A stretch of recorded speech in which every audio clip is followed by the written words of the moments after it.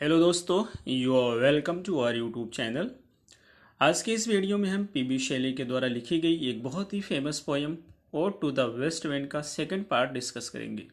इससे पहले की वीडियो में हमने फर्स्ट पार्ट में फर्स्ट और सेकंड कैंटोज को डिस्कस किया था। इस पोयम में टोटल 5 कैंटोज हैं, तो बाकी के 3 कैंटोज को हम इस वीडियो में डिस्कस करेंगे। चलिए शुरू करते हैं अपने आज के इस वीडियो को। Thou who didst waken from his summer dreams, the blue Mediterranean, where he lay, lulled by the coil of his crystalline streams. Poet कहता है वेस्ट विंड से कि ऐ वेस्ट विंड, ये तुम ही हो जो ब्लू मेडिटेरियन सी को उसके समर ड्रीम से, उसके गर्मी के ख्वाब से जगा देती हो। Where he lay lulled by the coil of his crystalline streams, जहाँ पर वो सोया हुआ होता है अपनी ट्रांसपेरेंट क्रिस्टल क्लियर लहरों से लिपट करके, यानी कि जो मेडिटेरियन सी होता है वो अपनी लहरों से लिपट करके सोया हुआ होता है, और ये तुम ही हो जो उसे जगा देती हो, उसकी नींद को बर्बाद कर देती हो। बिसाइड अ प्यूमिसाइल इन बायस बे, और पोएट कहता है कि ज्वालामुखी के द्वीप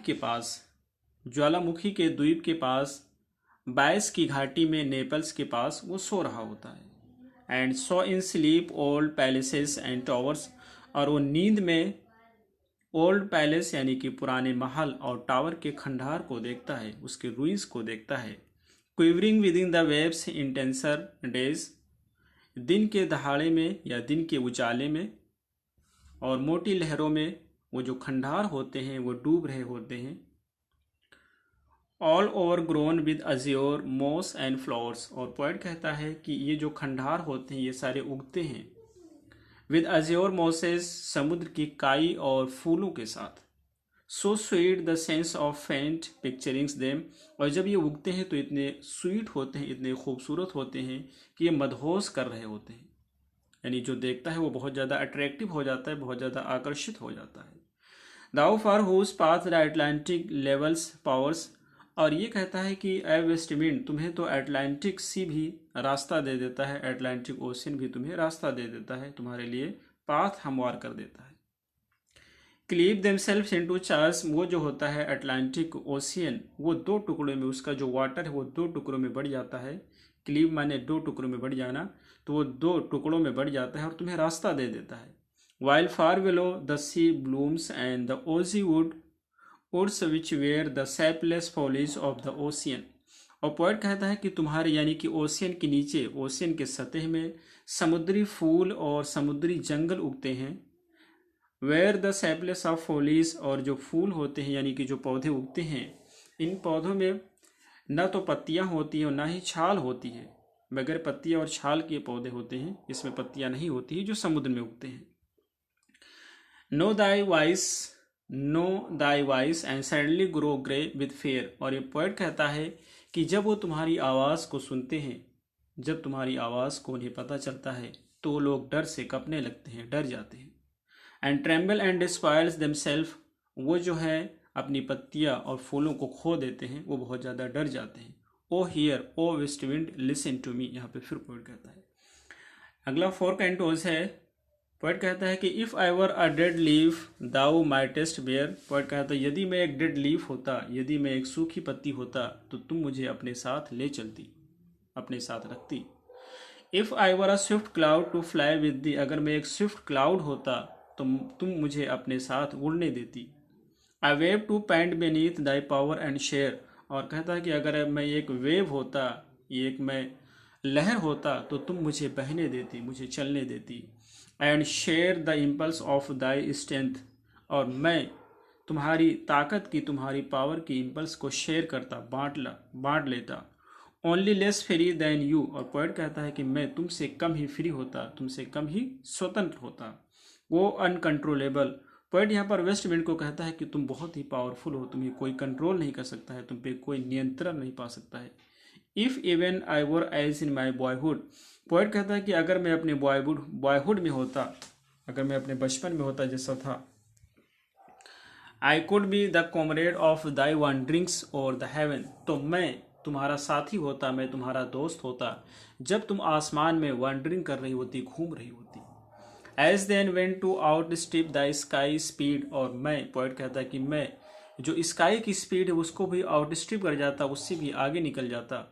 इसका सेम्स अ विजन, और ये चीज़ बिल्कुल क्रेजी नहीं लगती, बिल्कुल पागलपन नहीं लगता।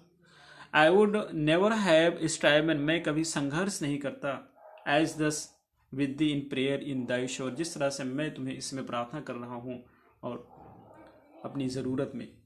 और लिफ्ट में ऐसा वेव, फिर पोएट कहता है वेस्ट विंड से कि मुझे उठाओ एक वेव की तरह, एक लहर की तरह। अ लीफ, एक पत्ती की तरह।